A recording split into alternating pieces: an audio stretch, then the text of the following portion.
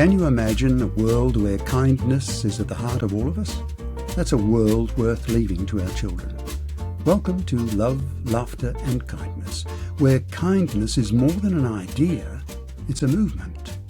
Brought to you by Zorzle, with inspiring guests as we laugh, reflect and imagine a kinder future together. I've got Craig Foster with me today. It needs little introduction to many people in Australia and around the world, but Craig, a former Socceroo and a man of renown. You're broadcaster, author, human rights advocate, and you are one of our most respected voices for fairness, inclusion and compassion. I mean, you had a great career in soccer, and you captained the Socceroos, but then you took on this amazing work for humanity. I'm really intrigued. How did that happen? Yes, look, it's nice to join you and on your great podcast here. I think some of us in sport, we very much internalize the rules of sport. Certainly I did anyway. And what are often called the values of sport, which are not always very prominent and often, as we're seeing with the World Cup at the moment, often are the last consideration when politics and money gets involved and the like. But for some of us, we really believed in that. That's why I found a kind of a relevant or ideal, really perfect home in team sport. Yes. I up being part of team sport. And of course, to excel at a high level, you have to have passion for what you're doing. So I didn't just have passion for kicking a ball. I also had passion for actually working within a team environment. And that's one reason why I became captain of multiple teams, including Crystal Palace in England for a while and other teams, is because, to leadership positions, you obviously need to be very comfortable and, in fact, really aligned with the environment that you're in. Right. So, and I was aligned with team sport. I always felt a need to protect fellow players, even from a very young age. And that then translated into advocacy for fellow players and then chairmanship of our Players Association, for example. So protecting the players, the oldest and the youngest, who always had the least leverage. I always understood that I had leverage because I was performing at a certain level. And then once you go out into broader life, you just apply the same stuff. And it's like, well, if I need to protect my teammates, well, these people, like a fellow Australian is a teammate in a sense. Yes. Like how broad do you make the team? And then all of a sudden a refugee is just a former fellow teammate. It's just a different team. So that's basically the way I look at the world. Yeah.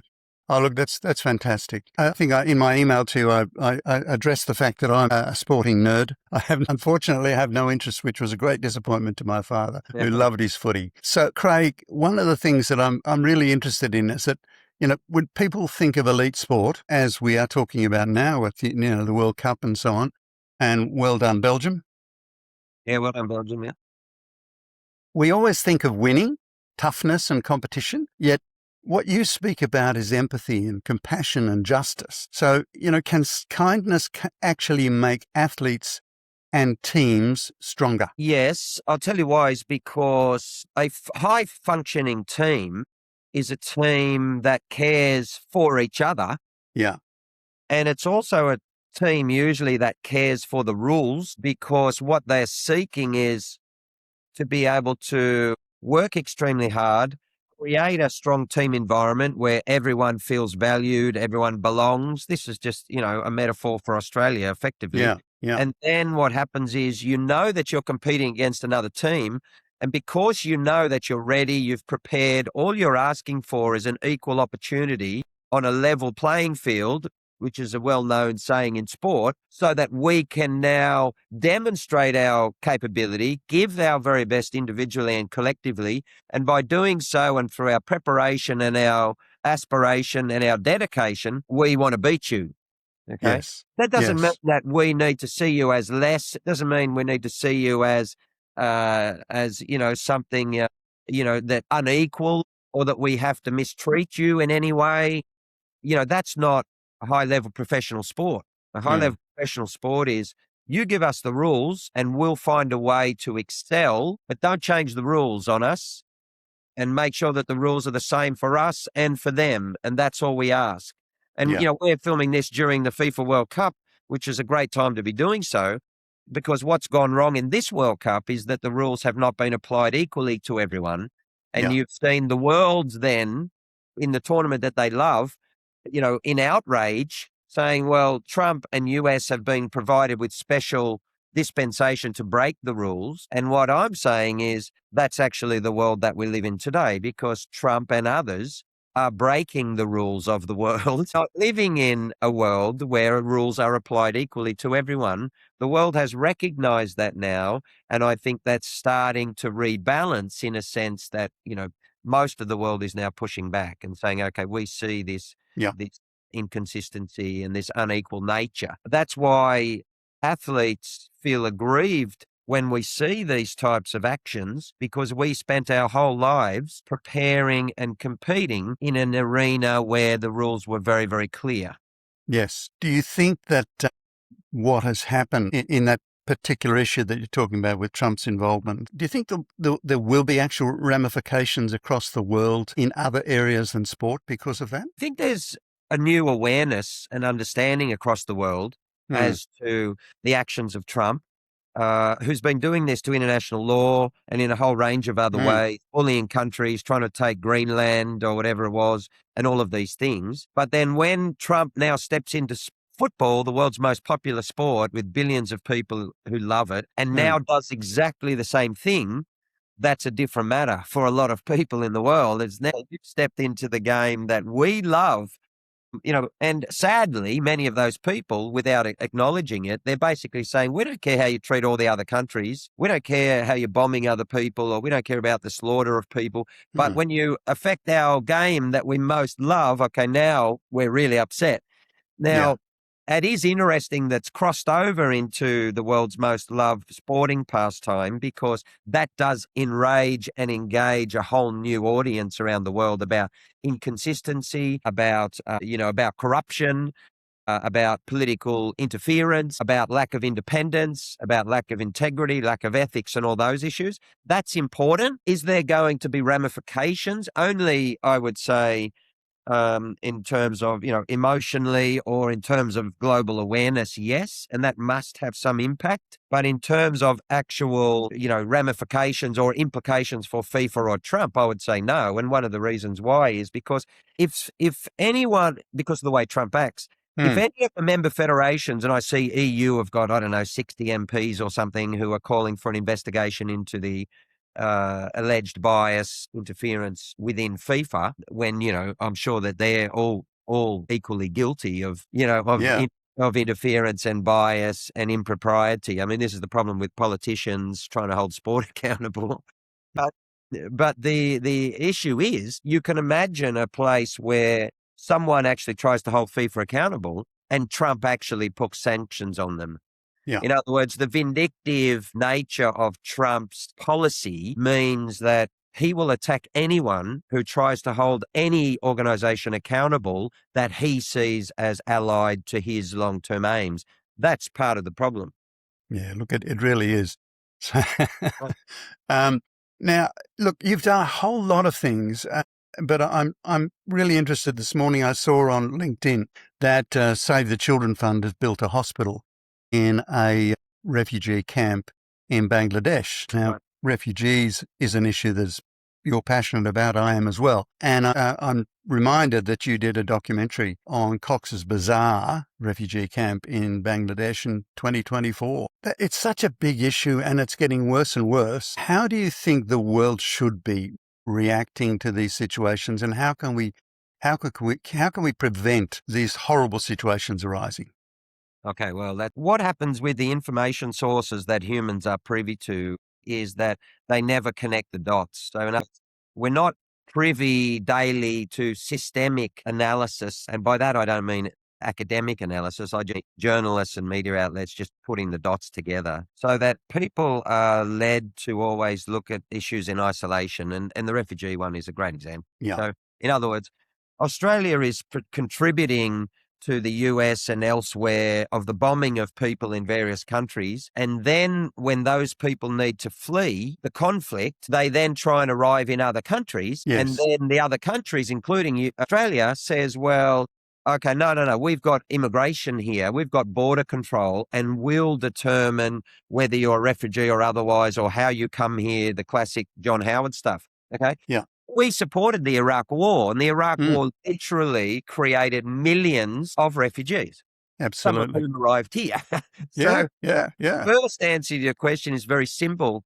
Apply international law, hold all countries accountable, stop conflict through that, which is the only way, and then all of a sudden people don't have to flee. Then, of course, you have all the issues around climate change. But again, that goes to international law because we all signed up to the Paris Agreement, which said this is the way that we have to conduct ourselves, and we're not doing so. So it's the inconsistency according to the rules that is putting the whole world in danger, and in fact, even the planet. So refugees are just caught up in that. That's a very simple and probably simplistic overview, but it's not inaccurate. It can be embellished a lot further. But that's the core issue. Like, Australians are not told constantly, listen, the reason why these people are coming here is because we participated in this, that, and the other. Or some of the nations that we designate as so-called allies, they're doing this stuff and we're supporting it, or we're not speaking against it, and we're supporting the resolutions at the UN Council, whatever the case, or in the Congress. So, we're on both. We're trying to play both sides instead of, okay, let's just stop this rubbish. Then you have dehumanization and all of the racism and stuff, which is what's happened in Myanmar to the Rohingya people. And, and accountability for that is difficult for the reasons that we spoke about. So, for instance, Duterte of Philippines is being held accountable by the International Court of Justice for his, crimes against humanity, random killing of people, indiscriminate killing of people. Whereas Donald Trump will be doing similar things and will never be held accountable. And so the Myanmar military junta authority figures are being held accountable, but that is normal. Well, over a period of time, there is a case for genocide against the Rohingya, where there's 1.2 million Rohingya in the refugee camp in Cox's Bazar. But at the same time, the most powerful nations in the world are very rarely, if ever, held accountable. So it's this unequal application of the rules, which, again, as a former athlete, I just, I take offense at. Yeah, and so you should, I think. I agree with you there. It seems so unfair when you see that there are some nations can do all kinds of things. They can commit genocide, and we will not speak about it because it's that nation. Whereas if another nation does it, we're all against them. So and it's just taking of sides. Everyone think, okay, we're with this side here, and it doesn't matter what we do, we won't say anything. Carney, the Canadian Prime Minister, spoke as eloquently as I've heard 3 or 4, 5, 6 months ago about this issue, about the rules-based order, and the so-called rules-based order, and which is really the rules-based disorder, really. He very honestly said, listen, the rules are correct. They can be improved, but the rules are good. Human rights are well drafted. Everything, laws should be improved. But the international legal system is very good. However, he just said, the way that we apply it is really farcical because, if the US do something, we say it's fine. And if Russia does something, we say it's wrong. And if Israel do something, no one says anything. But if, someone else does something, and that's just a fact. He exposed the whole way that Australia acts. I think we should all be embarrassed about it because Australia, we pride ourselves on our fairness. That's one of we talk about that constantly, and I happen to naively still believe in it. But when it comes to Australia as an actor in the world, no, it's just completely unequal. It's ridiculous. Yeah, look, totally on side with what you're saying. Obviously, this podcast, as I introduced to you in our communications, is about love, laughter, and kindness. Part of a vision that I've had, a very naive vision, to get a global kindness movement led by children happening with kindness games and apps and digital books and all those sort of things. And one day, hopefully I'll raise the funds to be able to start to build some of those.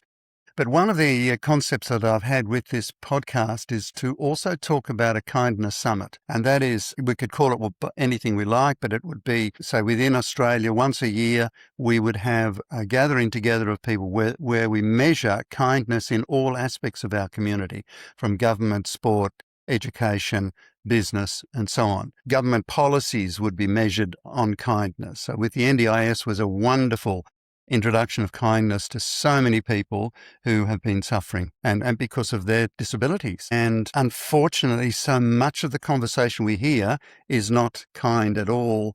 How do you think that is something that is worthwhile getting behind? And do you think that it's something that sport could play a role in? That's a big question, but I think you've got to define it first. That's why Yeah. I like the human rights frameworks, because to Yeah. me, I interpret kindness as the right to housing, the right to education, the right Yeah. to enough food to eat. Absolutely. Yeah, the absence of discrimination, the absence of racism. I see all these things as manifestations of kindness and compassion and empathy and everything else, but they're also an imposition of rules. And kindness also means don't do wrong. Kindness also means hold countries accountable for their indiscretions. Yes. Kindness also means peace. Yeah. Peace can only come through rules. Peace can't come through the imposition of power and strength, as Trump tries to say. Yeah. And the more that you undermine rules, the more that you facilitate lawlessness. So Absolutely.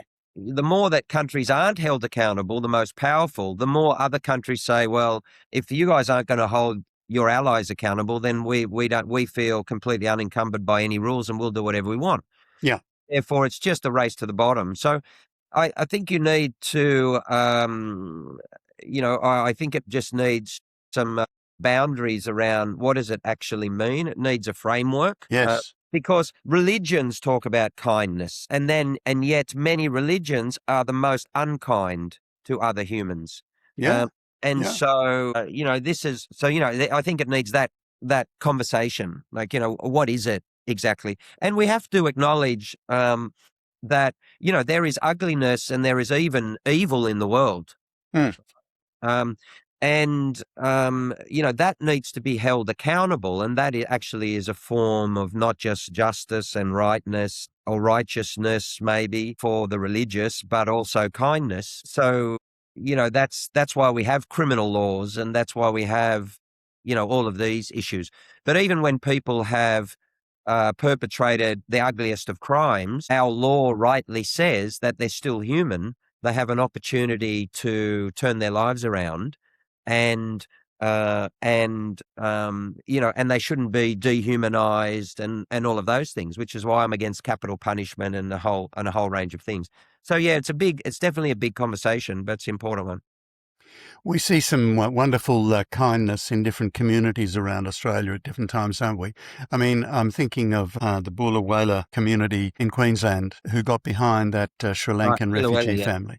I mean, that was a really kind community, but there's probably dark stuff in that community. There will be everywhere. There's in all of us, the whole thing. But kindness can win out, can't it? Yes, that's for sure. But you do need your rules. Yes, you still need your rules, which give people guidelines. Rules must be challenged. This is the beauty of a legal system that grows. And, obviously, like there were rules that women couldn't vote in Australia. So absolutely. Yeah. So rules per se are not sacrosanct. Countries change, cultures change, things modernize, thinking, evolves, hopefully doesn't devolve. So yes, that's true. And of course, telling the right, telling good stories are very, very important. And the Billawella story is an important story to talk about an Australian community who pushed back against the dehumanization of Sri Lankan refugees. And it was important because what happened was the community got to know them and love them. Yeah. And I always say that proximity is the most powerful disinfectant to hatred and racism. So in other words, there's many Australians who still haven't befriended or have the opportunity to come to know or work with, an Indigenous person. Hmm. And, and I think that's, that's an issue. Because we see this in football, we literally play with and sit in change rooms with Australians of every different persuasion, and therefore it's impossible for us to say, well, I just hate with this one class of people. Like, it's just ridiculous. I just played with that person just last week. That Yeah. person, and that person have different faith, different views, different this and that, but we walk on the same field. We love playing together, and I see it's a bit like, I often talk about people's families. So there are things that are human and that cut across all of the areas of dehumanization: culture, religion, politics, color, race, ethnicity. And that is largely the most human emotions and often comes down to family. So in other words, Yes. Yes. yeah, so we're told to hate a whole heap of people in Australia. I Okay. know. Because politics needs hatred to drive certain agendas, but it also, many of those agendas are on the geopolitical scale. So we're told often that we have to hate certain countries. And then what happens is, when you see those people who have an opportunity to be there with them or in a different forum, and then you see something happens in football and they Yes. respond in exactly the same way. And then you see something happens to their child, Yeah. then Yeah. you see the human emotions, they're exactly the same. Yeah. And then you see something happened of beauty in the world, and you see the way they respond, and you go, that person's exactly the same as us. It's Yeah. that they've been taught from birth different things, either to dislike us or hate us. We've been taught from birth to hate them, uh, or to hate their religion, or to hate their, whatever the case is. But we're effectively the same people. In fact, we are the same people. We just look different. So the world has to find ways to break down the apparatus of division and dehumanization between all of us on whatever basis: country, flag, religion, culture, whatever. Right? We need to break that down somehow. Yeah, again, I couldn't agree more. I mean, you look at things like religion has, on one hand, been used to do some of the greatest things in the world, but it's Yeah, also done some of the worst. exactly. I was supporting a small organization that we ended up having to close because we couldn't get support for it, and that was supporting queer refugees in East Africa.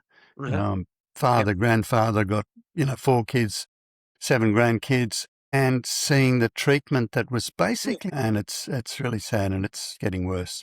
Very sad. Well, I always say to people, every religion has extremism. Yeah, That is a fact. No yeah, religion is above it. No religion is too special not to have it. There's 1.2 million Rohingya in a refugee camp, and they were slaughtered and burnt alive yeah, and chopped to yeah. pieces by Burmese in Myanmar. And what religion were those people who perpetrated those crimes against humanity? They are Buddhist. Yes, Okay. yes, So when I went there and I say, and I had to find out about the story, and I said, well, who are these people that are doing this to these? And they said, oh yeah, these are the Buddhist people. I say, okay, well, then as far as I'm concerned, there's no religion that is not open to extremism. And therefore, once we accept that, we can then have real conversations about combating all forms of division, hatred, and extremism. absolutely. Craig, look, I really, really appreciate your time today. You've been very gracious talking to me. I'm going to ask you, just to finish, Okay. can you think of an act of kindness in sport that has really affected you? And there have been many. I can think of things in the Olympic Games and all different that sort of thing. Is there anything that comes to mind? I would say it was kindness, just off the top of my head. As you said, there's been many, but I would say Peter Norman, what he did in the 1968 Mexico Olympics was very, very important. It's not Yeah, profound enough in Australian culture because yeah, they banned him when he got back. So, I know. and what happened was, that was about the human rights movement from a marvelous Black American professor of human rights. I think it was like, maybe I was going to say San Francisco, a university there or something. But anyway, um, I think it was on the West Coast, one of the universities on the West Coast of America, where this guy, created this new movement about human rights in sport because of the racism against Black people in America. And Kareem Abdul-Jabbar got involved, and some basketballers got involved, in the whole range of people, including these Olympic sprinters. And then they did the Black Power salute at the 68 Olympics. Yeah, And standing on that podium in support, not doing the salute, but I think looking down and basically supporting them, was, not singing the anthem and so on, was Peter Norman. And he was told just before what they're going to do. And he had the courage to go up there when he knew in 1968, supporting a Black Power salute in a country that still then and still now is fighting with our Indigenous people, and has had an undercurrent of racism since, against Indigenous people since 1788. He knew that was very serious, and he got up there and he supported them in his own way. And when he got back, he was bad enough his banned, but he did not make the next Olympic team, and that effectively was the end of his career. And he was only destroyed by the media and politicians who always want to take advantage of these moments. And they very rarely have any principle. So as soon as Australia's angry at someone, most politicians are going, oh, yeah, that's really bad, instead of saying, well, hang on, that actually what he's done is right. And I get, it's not many people with the strength to take Australia on, right? Certainly politicians almost never do it. Yeah. And I've been there, and it's a pretty uncomfortable place to be, where you're saying to Australia, this is wrong the way we've acted, that's completely inappropriate and da-da-da. In current times. But anyway, he was very brave in doing what he did, and only posthumously did the Australian government acknowledge that what he did was right. Yeah. Right? That's an act of kindness to people that he didn't know on the other side of the world. It was also an act of kindness to Indigenous Australians by acknowledging, anti-Black racism, if you like. And Australia should have been very, very proud of that. Not all Americans, but that moment in American history is acknowledged as one of their most powerful sporting moments ever. And we had an Australian there, and there's good reason why that's never been lionized and eulogized in the way that it should have been, is because we're still struggling with our own conversations about racism. In my view, I'm looking at his photo now. To me, that's a great act of courage and kindness, and our country should have responded the same way. But of course, at the time we didn't. Yeah, doesn't really want to talk about it in sport, because then you've got to talk about racism. And if we got anti-racism, all of a sudden you've got to feel uncomfortable because now we've got to talk about racism. Yeah. Craig, thanks so much for your time. No worries. I wish you well, and I'll keep watching your comments on LinkedIn and other places, and keep up your great work. Okay, good to chat. Good on you. Thanks. Bye. Tribute. Peter Norman, The Cost of Kindness. I put Craig on the spot when I asked him for a great moment of kindness in sport. He's referring to Olympic athlete Peter Norman, and that momentous event at the Mexico Olympics in 1968 moved me greatly. Norman was indeed a man worthy of tribute.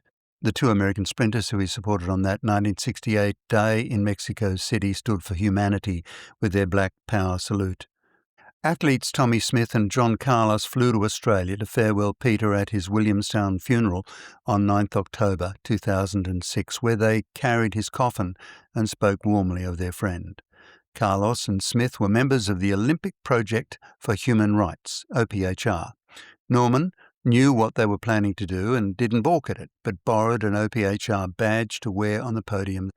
An ABC Australia news report of the funeral recorded John Carlos saying, "Norman was a rare individual. What we were standing for was far greater than any athletic feat ever," Carlos said. As we stand here thinking about Peter Norman, think about the greatness of the man who said, "I stand with you.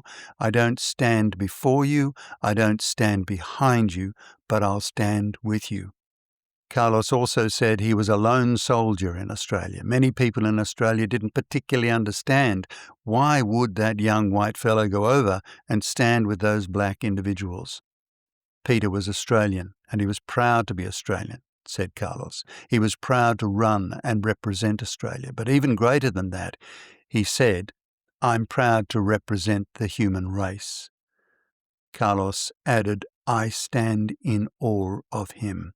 Peter never flinched. He never turned his eye or turned his head. He never turned to walk away from that day. And Tommie Smith spoke of Peter as his brother. Wikipedia records that the US Track and Field Federation proclaimed 9th October 2006, the date of his funeral, as Peter Norman Day. The Australian Parliament passed a posthumous apology to Norman on 11th October 2006. The Australian Olympic Committee protested reasons as to why they did not believe Norman was owed an apology. In 2018, the Australian Olympic Committee awarded Norman posthumously the Order of Merit for his involvement of the 1968 protest, with AOC President John Coates stating, "I'm absolutely certain from all the history I've read that we didn't do the wrong thing by him, but I absolutely think we've been negligent in not recognising the role he played back then." Norman's nephew, Matt Norman, directed, produced and wrote the documentary film Salute, 2008, about him and his role in the 1968 Olympics Black Power Salute. Paul Burns, in his Sydney Morning Herald review of Salute, said that the documentary makes it clear why Norman stood with the other two athletes. Burns writes, "He was a devout Christian raised in the Salvation Army and believed passionately in equality for all, regardless of colour, creed or religion, the Olympic Code." In October 2018, Matt Norman, with the help of journalist Andrew Webster, released his uncle's official biography, The Peter Norman Story. References in the notes. Thanks for joining us for Love, Laughter and Kindness. Now, before you go, here's your kindness challenge for the week. Do one small act of kindness for someone who may never expect it. A smile, a message, a helping hand, a moment of laughter. Join us again for Love, Laughter and Kindness, and subscribe, please, to keep the conversation growing. Because together we can build a kinder world.